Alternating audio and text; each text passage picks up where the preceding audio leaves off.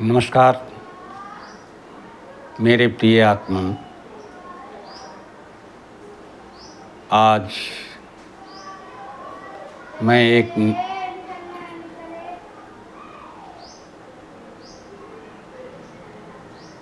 नए टॉपिक के साथ दुर्गा तंत्र ज्योतिष चैनल में उपस्थित हुआ हूँ। दुर्गा तंत्र ज्योतिष चैनल में आपका हार्दिक स्वागत है। मेरे प्रिय आत्मन, आज हर माता पिता, हर नवयुवक, हर नवयुवती के मन में प्रेम विवाह के प्रति आकर्षण बढ़ा है।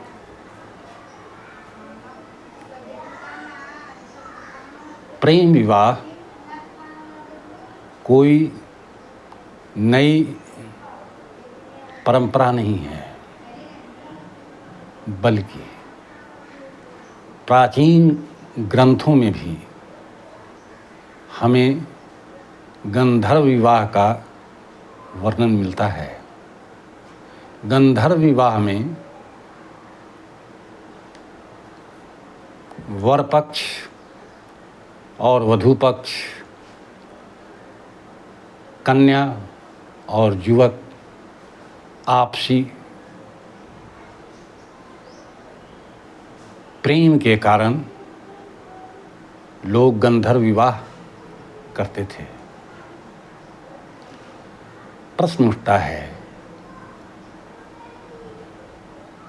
कि प्रत्येक नवयुवक और नवयुवती का कुंडली अलग अलग होता है। हमें देखना चाहिए कि दोनों में प्रेम ज्योतिष के मतानुसार प्रेम विवाह का योग है या नहीं। इसी विषय पर मैं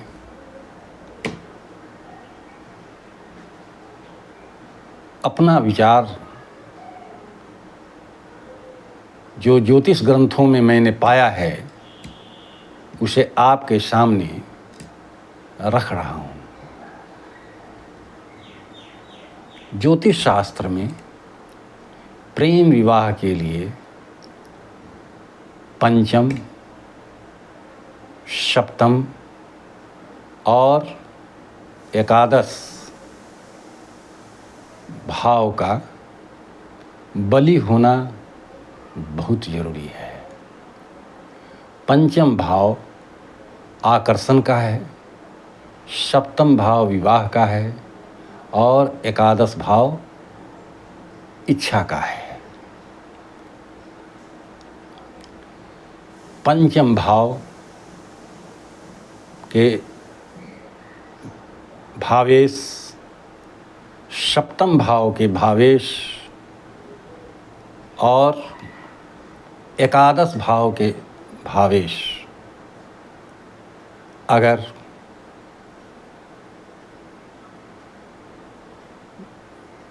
शुभ भाव में बैठे हों या पंचम भाव, सप्तम भाव या एकादश भाव पर उनकी दृष्टि हो, प्रेम विवाह संभव होता है। पंचम और सप्तम का संबंध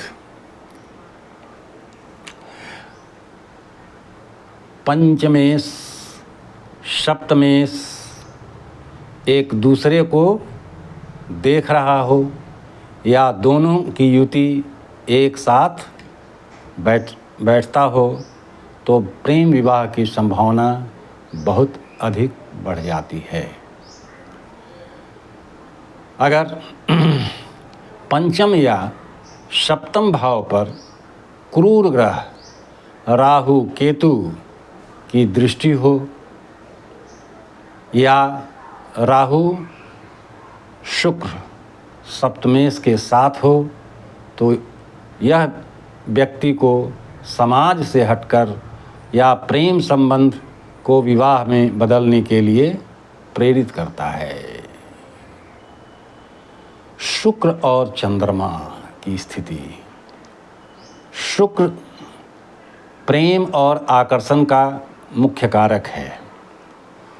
शुक्र या चंद्रमा यदि लग्न, पंचम या नवम भाव में हो और इनका संबंध राहु से हो या मंगल से हो तो प्रेम विवाह के योग पक्के होते हैं। मंगल और शुक्र की युति। मंगल और शुक्र का एक साथ होना या एक दूसरे को देखना भी आकर्षण और प्रेम संबंधों को जन्म देता है।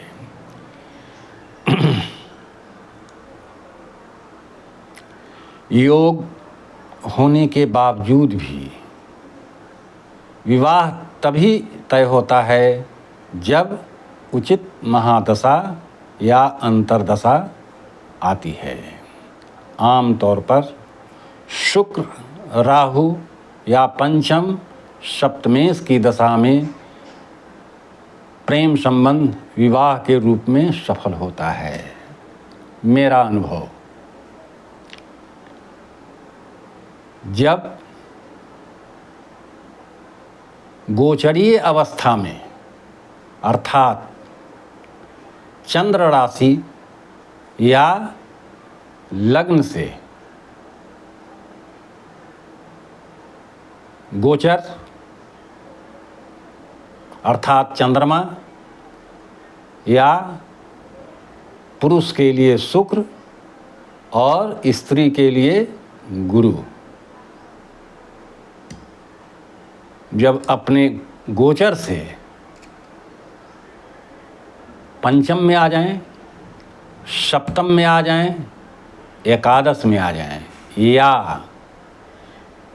पंचम भाव को देख रहे हों, सप्तम भाव को देख रहे हों या एकादश भाव को देख रहे हों, इस अवस्था में अगर वो योग आ रहा है जो मैंने ऊपर बताया तो निश्चित रूप से प्रेम विवाह अबाध रूप से बिना किसी बाधा के संपन्न हो जाता है।